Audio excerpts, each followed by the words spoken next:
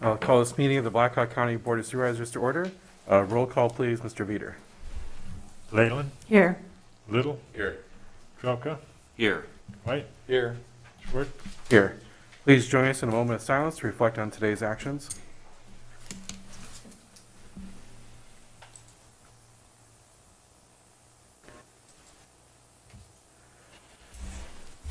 Please join us for the Pledge of Allegiance. I pledge allegiance to the flag of the United States of America and to the republic for which it stands, one nation, under God, indivisible, with liberty and justice for all. All right. Have the agenda as received or amended? So moved and seconded. Any discussion or questions? Hearing none, all those in favor say aye. Aye. Opposed? The agenda is approved. Next is public comments. Anybody from the public wishing to speak to something that is not an agenda item? I don't see anybody in the room today. Is there anybody online? All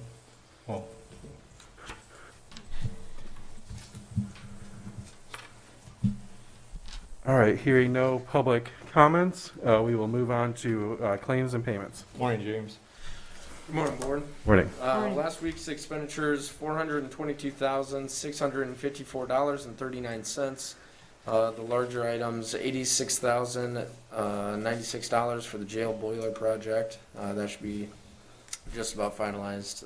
$73,283 for secondary roads.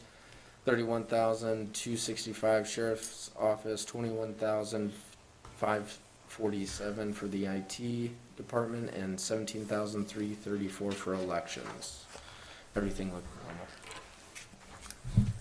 All right, entertain a motion to approve. So moved. Second. So moved and seconded. Any discussion or questions? Hearing none, roll call, please, Mr. Veeder.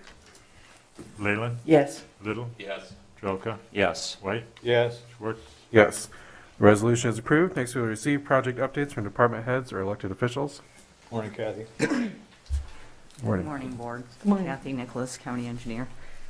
Brief update on the road conditions now that we've gotten some moisture, and hopefully we'll get a few more days of moisture. Our motor graders should be able to be back out on the gravel roads. The last few months we have not been on the gravel roads too much just because it's been so dry.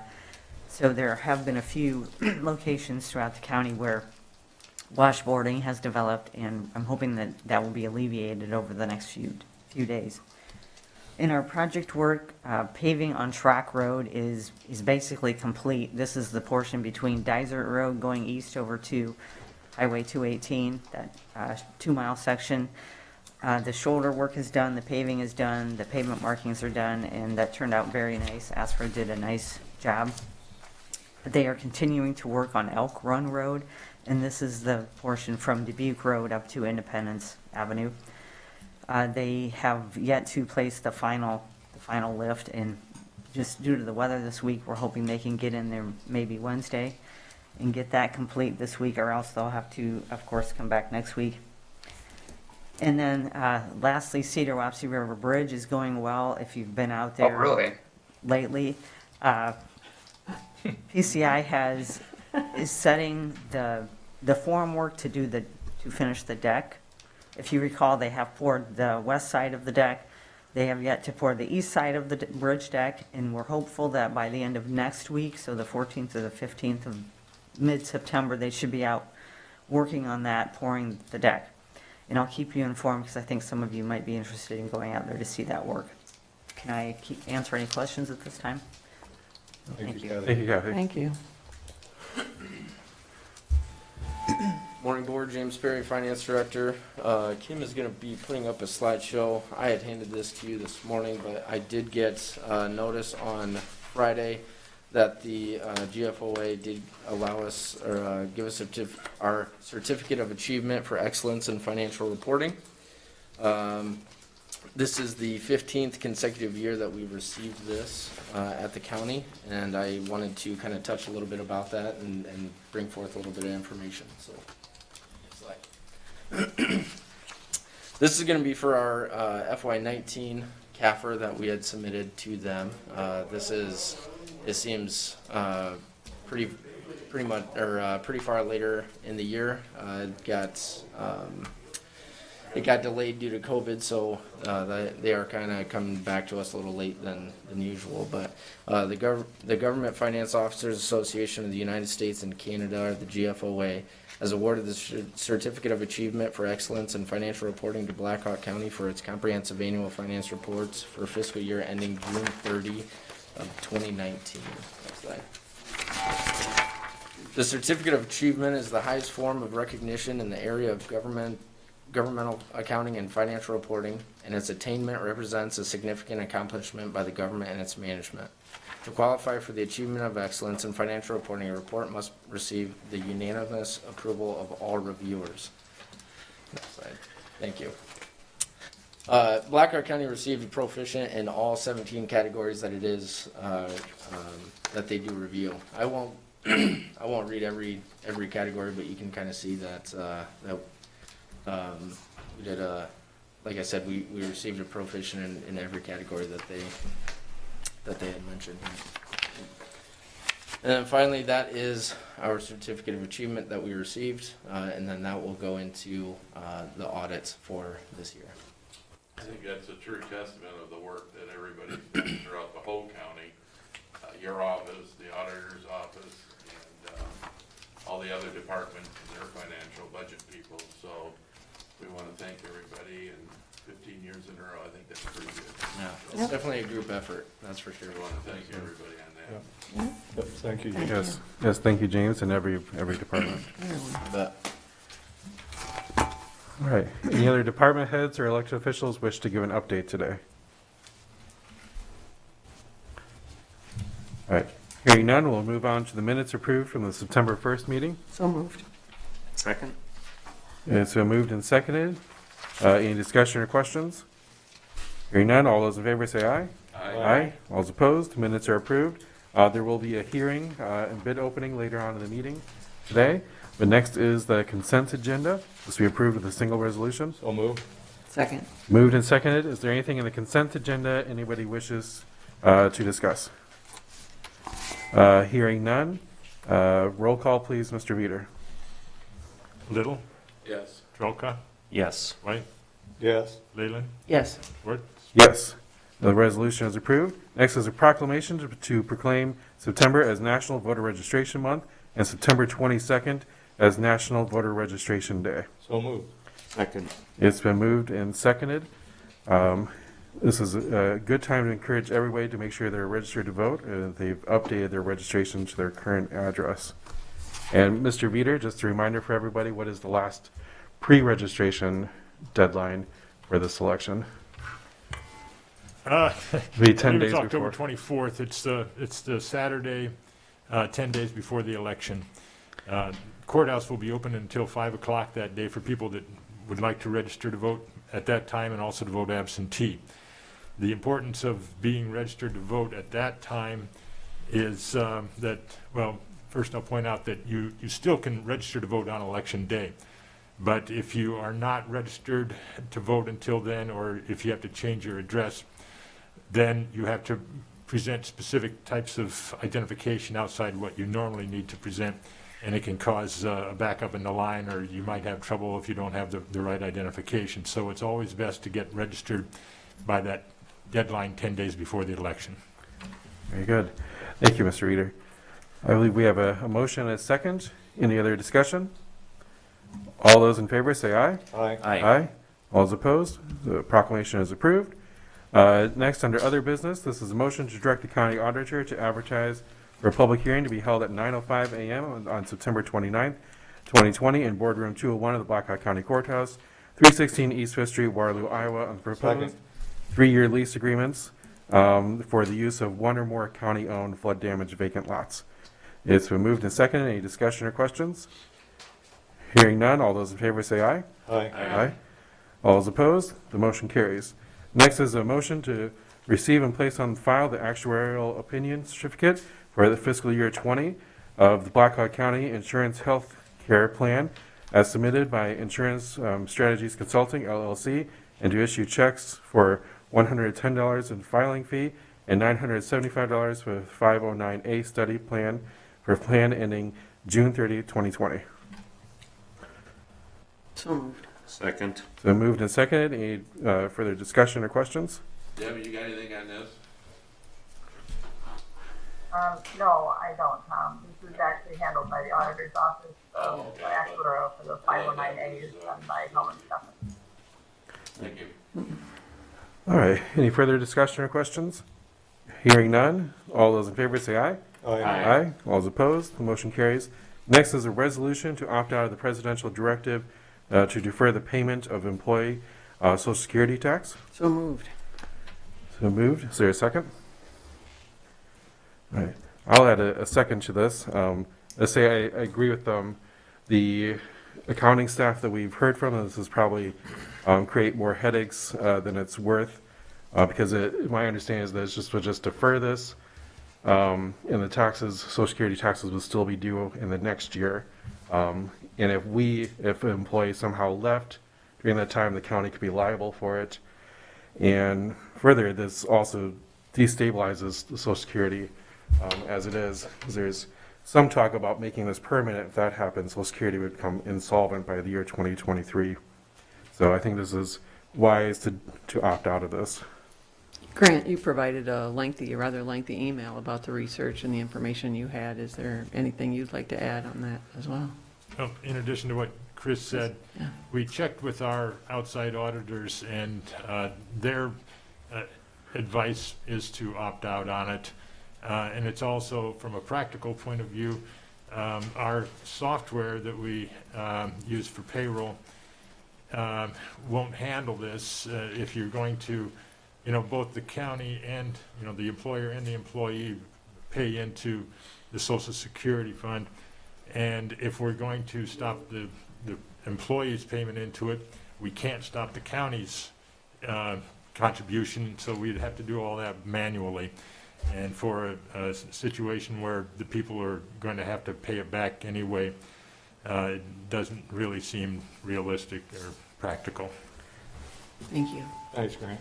And I think we take since the beginning of this, we've been mindful of ensuring our employees were taken care of. So I agree in opting out of this because of the difficulties, and our employees are probably better positioned than other employees that are working for other entities. Yeah, I really think it was kind of more of a shell game since they couldn't get another stimulus package through before their recess that the president put this through, but it really doesn't help out that much in really the short run even. Do we have any further discussion or questions? Hearing none, roll call please, Mr. Veeder. Trelka, Yes. White, Yes. Leyland, Yes. Little, Schwartz. Yes. Resolution is approved. Next is a motion for the appointment of Peter Beck as representative for the Blackhawk County Board of Adjustments. Second? Then moved and seconded. Any discussion or questions? I was just going to say, I don't see that there's a need to do any type of interviewing since he's been just on the planning and zoning for so many years, and it'll be a great, They got a meeting tonight too. they've got to have a great candidate, so this will get that done. So, yeah. Thank you. Oh, we want to thank him for wanting to serve on another Yeah. board for the county. We didn't have quorum until he did, so yeah, I really appreciate it. All right. All those in favor say aye. Aye. All those opposed? The motion is approved. All right. Next is a resolution to direct the county chair to sign the Vote Safe Iowa Initiative Grant Agreement between Blackhawk County and the Iowa Secretary of State to approve a grant award in the amount of $47,800 for the purpose of preventing, preparing, and responding to coronavirus at the November 3rd, 2020 general election. Second. It's been moved and seconded. Any discussion or questions? Any comments on this, Grant? This is money that was made available separate from the other CARES Act money that the state received. It was specifically for elections, and it's through the Secretary of State's office. All right. Any further discussion or questions? Hearing none, roll call please, Mr. Veeder. White, Yes. Leyland, Yes. Little, Yes. Trelka, Yes. Schwartz. Yes, the resolution is approved. It is now, 9:16 a.m. This is a hearing and bid opening on the purchase of one motor grader.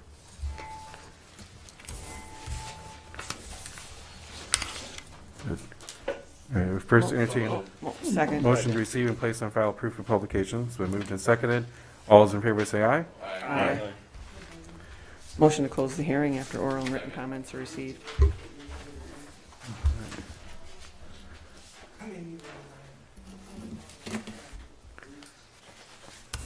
Were there any written comments, Mr. Reader? No, sir. All right, so we open the bids first. Yeah, motion and second. All those in favor say aye. Aye. Aye.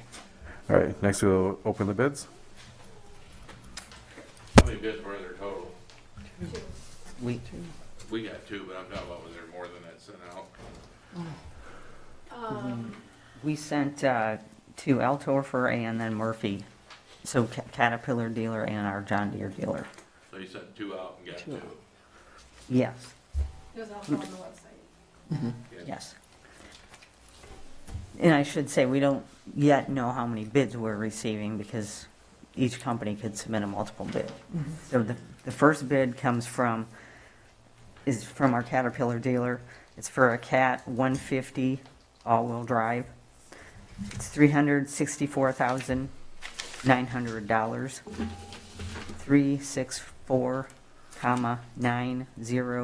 364,900.00. For the record, your estimate on budget was, Our budget estimate was $344,000.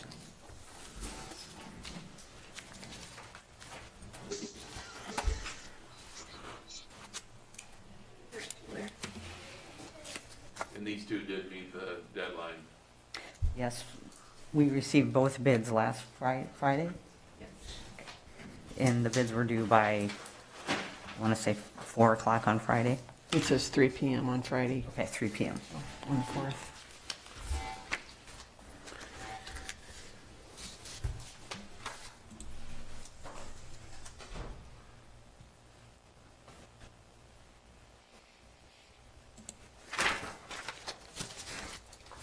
The second bid comes from Murphy Tractor.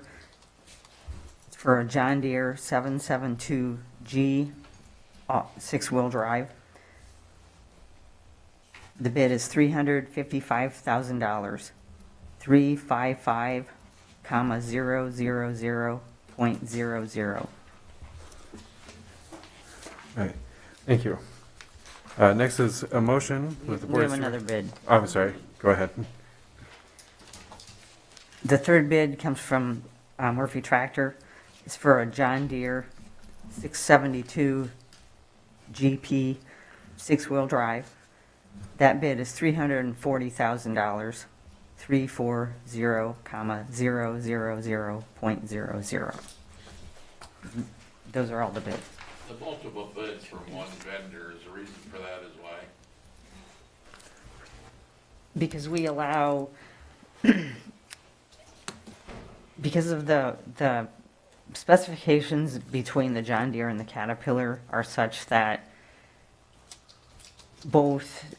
we want both companies to bid, so John Deere makes 2 models of motor grader that meet the minimum specifications. So the specs say that in the RFP. Yes, we give a horsepower specification as one of our, many pages of specifications. Okay. Thank you, Kathy. Thank you. Thanks, Carol. All right, this is a motion that the board of supervisors place on review. So, second. Second. It's been moved and seconded. Any discussion or questions? Hearing none, all those in favor say aye. Aye. Next, discussion and possible board action related to COVID-19. Anything anybody wishes to bring up today? Yes, Nafisa? Good morning, Board of Supervisors. Good morning. Good morning. So over the weekend, we've had about 177 new cases. And the health department, we're continuing to do some education out to the community. When we started with the pandemic here at Blackhawk County, we had asked the rural communities what's the best avenue for their communication, and they had indicated social media. So we've increased our social media presence. We're continuing to see how to do radio, so we have, we're going to do some more radio communication out. We have billboards that we've over in the community, and so if the board has any other feedback in terms of education, please do let me know.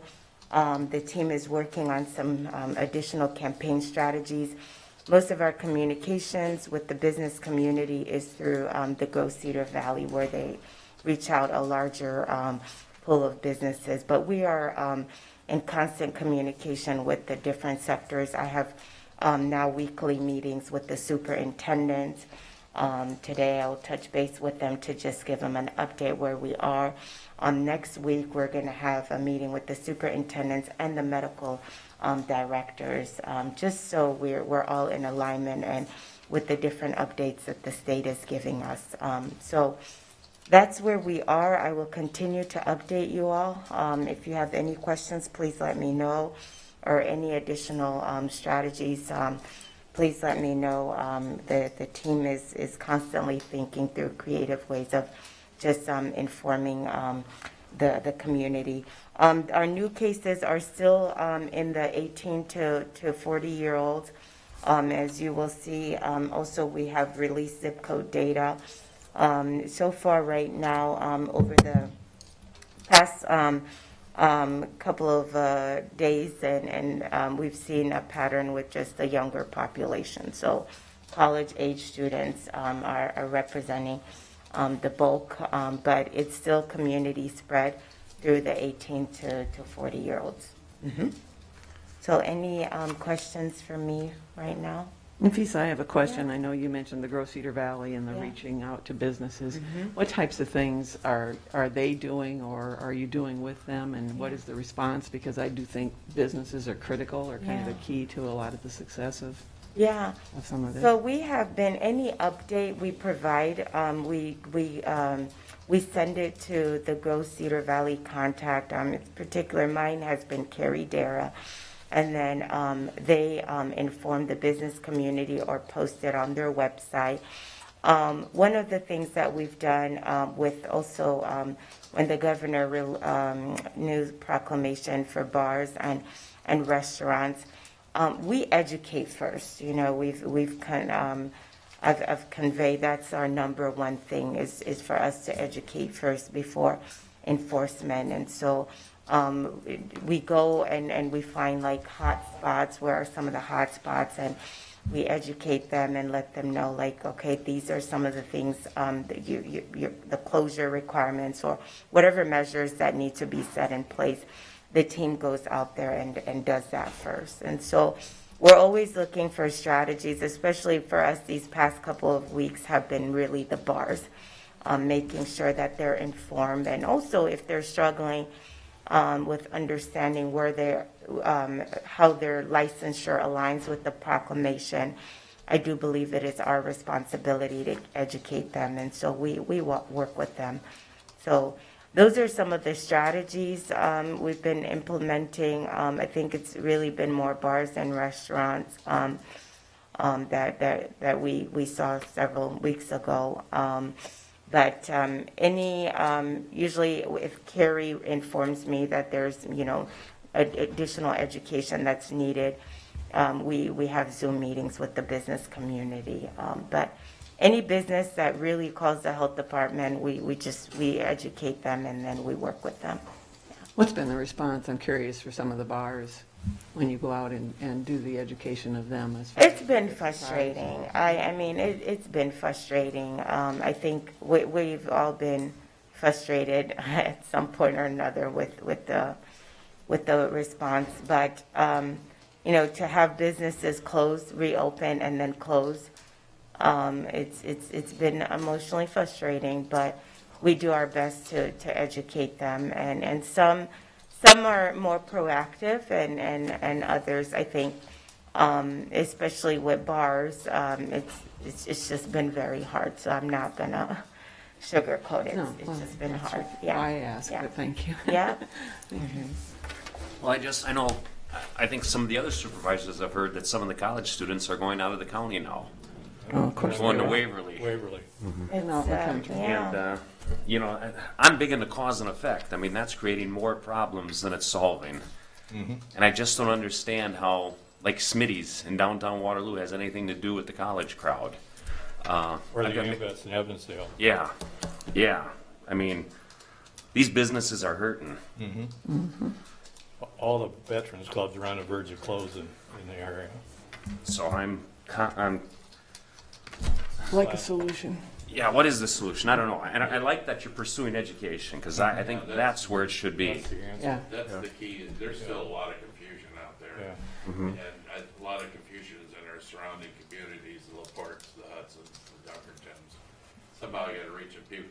I'm surprised you brought up the social media, because we just heard a few years ago that the rural people were in here saying they don't get on social media. I know. They don't know. They I don't get know. the papers, so I know. to hear that, Yeah. kind of surprises me, Yeah. because we were always told that we don't have internet in the rural Yeah. area and blah, blah, blah. Yeah, no, we went and just in talking to the mayors, I think, and one of the things that we found out is that a community member will create a social media and start adding all the community members. But we're targeting different avenues. And I understand the frustration behind the education piece. I mean, the way the information also has been coming down to local public health. I mean, it's been frustrating. I think for the supervisors to be aware, I do believe some of this could have been preventable. I do. And prevent, it starts by being proactive. And unfortunately, the response has been more reactive than proactive. When you look at how to address pandemics and surveillance, you look at hotspots, and that's why when we received the information about the proclamation, the team was immediately like targeting hotspots, But this all could have been done before the proclamation, but our guidance comes from the state, and we have to work with the state. For example, superintendents are inquiring about how do they release data for their districts? Do they or do they not? My responsibility is to ask the state if there's any plans on releasing that data and what will that look like, because if I don't, there's a liability aspect to this, and so I really do understand your sentiment. It's a sentiment that I share, but I think that for public health, it's really to look at the root cause of the problem, and I do stand firm that the Blackhawk County Public Health Department has done its very best to respond to this pandemic, given the approach at the state level. I do have a question on our smaller communities, the Hudsons, Evansdales, Raymond, and those that have their own mayors, have their own Yeah. councils, have their own law enforcement. I don't know that they know or have done this, but have they extended any type of invitation for you to come to their, I think, meetings? Because I do think in some of the smaller communities, they maybe more than social media would listen to a presentation or something or information, whether they agree or disagree. But it might be a way to reach out to those people, because we did see a lot of confusion Oh, yeah. from even emails that we received over the weekend. Yep, I can definitely reach out. I work closely with the mayors. I know we've done Hudson and LaPorte. It was well received. But again, that's also at the mayor and council level. So maybe if we strategize on additional meetings for the community. Hudson, we called it a town hall. LaPorte, the same thing, but not as many people attended. And so, but I am very willing, and so I can reach out to those mayors and see how they want to organize that. I'm just thinking as an educational tool, when we talk about educating, at least then we've said too, we've done as much as you can. I mean, I know you continue to look Yeah. at efforts of what you can do, but I just thought for some of those communities, if that would help. Yeah, I'm very open to it, and I can work with the team and do that and reach out. Yeah. Thank you. Yeah, I want to see more of an education effort, because everything's so political right now. And there's distrust of the government at every level. Yeah. Yeah. And I feel like the Board of Supervisors, right now, we're holding on to the trust of the people we represent. Yeah. We have it, but it's by a slim margin. Yeah. Some of our other communities, in my opinion, have lost that. We've lost it at the state level, we've lost it at the federal level, because there's so much confusing information out there. I mean, we could have a argumentative debate right now about how to hang toilet paper, and it would probably fall along party lines. And that's exhausted people. I don't know about that. Oh my goodness. Oh my goodness. I don't want to see this board lose the trust of our community. Yeah. No. No, and there's a lot of confusion out there with the bars, the ambits, they had like, a guy could sit here and a guy, and what you gotta understand, too many people don't understand, those bars are for the veterans that have lost their, like most of the guys that hang out there in the afternoon, at 3 o'clock, they open up, are guys that have lost their wives, so that's where they go to congregate. And they don't have that anymore, and you'd be surprised how fast their health will go down, and their mental health, or brain health will go down too. I've seen it in a few of them already. They're cantankerous. They stop by. I was down there yesterday working, and a couple pulled in and asked me what I was doing there. I said, I'm outside cleaning the grounds. And they go, well, when are you going to open back up? I said, the 20th, when they said we could. Yeah. Or No, 21st I probably. am open to that education, whatever strategy we need to do. And I'm saying this because we're also going into flu season. If the supervisors want to, do it with myself, I'm just open. I'm at a point where I think we have to just continue to do our best, and I'm really open to that. And I do understand the mental health aspect, and also even the healthcare. They're seeing what the impact of delayed healthcare does to individuals that are now really in terrible conditions because of that delay. So I'm open. I'm available to you all, and we'll continue to do this forward. Thank you for your support. Just say really quickly, what are the top two things, messages to the public that we should be hammering home so that we avoid, because we don't want to see more shutdowns. That was already painful enough. It's painful enough that we've had these small businesses and bars shutting down, and many of them might not be able to survive. And so we don't want to go back to the point of seeing more stuff shut down. So what's the number one and two things that we can be taking to the public? I asking them think to continue help? to inform the public to masking. One of the things with COVID that studies have shown, even when you have it, when you've had it, the antibodies only last for 90 days. So people can experience reinfection.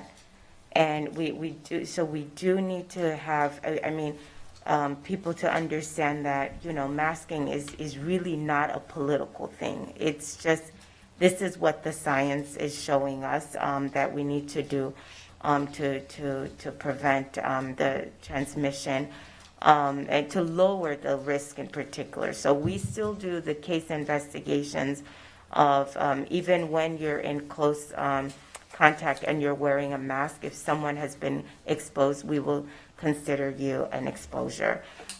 So I think that that's one of the most important things for people.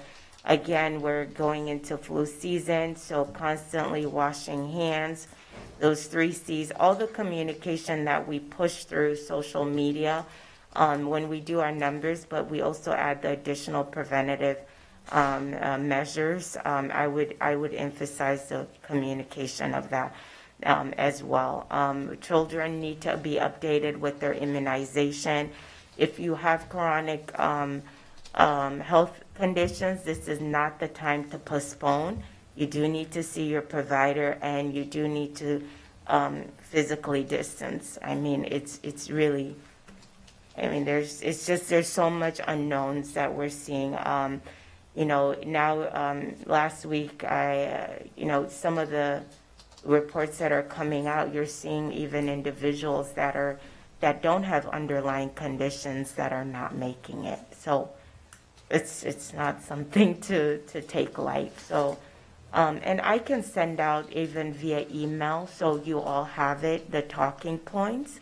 I can do that so that you can refer back to it and not just remember what I just communicated. We can do that. I can think it'd send be that. good too, Nafisa, if you Uh-huh. had a sheet that you'd pass out to these bars. Like, Yeah. I had 3 different guys I talked to that were in different bars, and they had 3 different explanations on how long you could stay there. Okay. With, you gotta be eating, once you're through eating, you're supposed to leave, right? Uh-huh. You can't just Yeah, sit there you and can't drink. just sit there. So there's some confusion there. Okay. The rules are changing every day. Yeah. Right. Well, Yeah. and Right. even with the mask, now, last week on the one channel, they said, the ones me and Dan got on, they said aren't any good. They said you can blow a candle out. I've tried several times to blow a candle out with this on, and you can't do it. I think it depends on the material that it's made of. Yes, yes, Yep. yes. So there's so much confusion that needs to be settled down so things run a little bit smoother. Like Dan said, you can't even talk to your friends anymore. No. And mention mask and you start a world war. All right. One Thank last you. question, with the bars closed, are you seeing in the contact tracing, like, more kind of spreading at like large house parties, or like, what are we? No, Is it we're not- not, I not mean, far we're- enough it's away not from- necessarily large parties, but we will see a trend. So we'll look at 18 to 40, but I've also asked the breakdown of 18 to 24, so we can zoom in and stuff. But for the past several days, I could say that the majority of cases have stemmed from zip code 50613. So that's already indicative of where the situation is, Yesterday wasn't particularly in the 18 to 24, but it was 18 to 40. It's community spread is here. And even with the smaller towns, the thing is, the rates might not show that it's increasing, but exposure. And that's why with zip code data, you have to be careful because, we're such we're a community that interacts with each other, so I think it's you might have a case at Hudson, but you have to ask yourself, where did the exposure occur? It could be Waterloo, it could be Cedar Falls, right? So I think it's something to be aware of, and we're just, we're a fluid town. Did you have a question? Yeah. You brought up the flu. In the past, the health department has provided flu vaccines for county employees. Is that happening this year, and when? Yeah, so we'll look at that, and I think there's been discussions because county employees, there's insurance, right? Yeah, when we first started that, it Yeah. wasn't covered. It's been covered, so Right.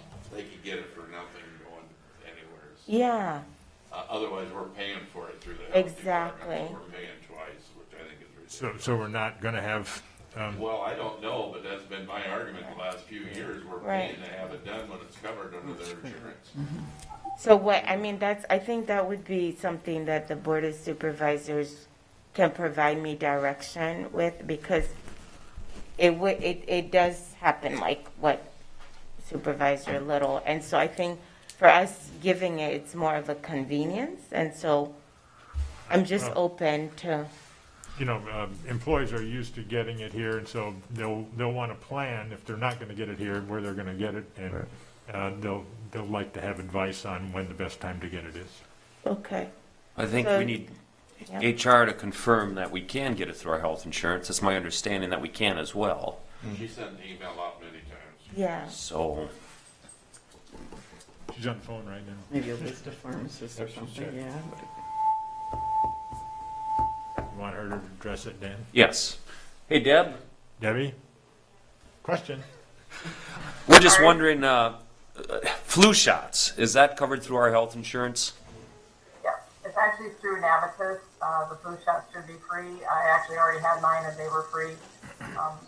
Fun fact, you get it at CVS, you get a $5 Target gift, like coupon to send at Target. So I've already actually got mine, but yes, they are covered. So I'm with Tom, I don't think there's any need for the health department to, Especially when we have to pay for it. No, Especially when they're so We- busy with COVID. I think we They've decided got that. other things, other priorities to take care of. If that's going to be the case, can we put together at least a list of convenient places? You mentioned CVS and others that we can include IVs. in an email update to employees, so as Grant said, that they can make their plan. IV takes about 5 minutes.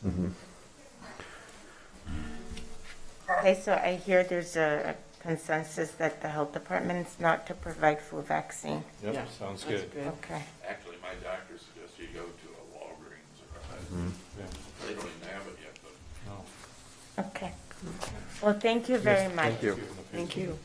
thank you. All right. Do we have any other reports or information from the board?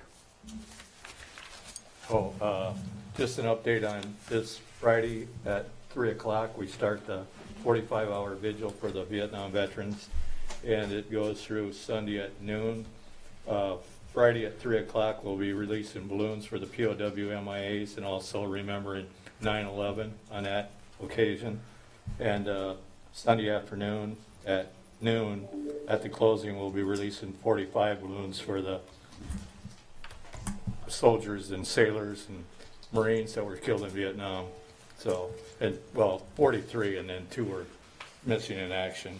So it'll be a good ceremony. Oh, no, we're also gonna, if it's not raining too hard, we're gonna have a ceremony of retiring some flags. The courier wanted to do that because we had a long discussion about the way they fly their flag there, and torn and tattered, and so he's gonna be there to do a editorial on it, so it should be nice. Very good. Any other reports? Entertain a motion to adjourn? Second. All right, it's been moved and seconded. All those in favor say aye. Aye. This meeting is adjourned. Thank you all.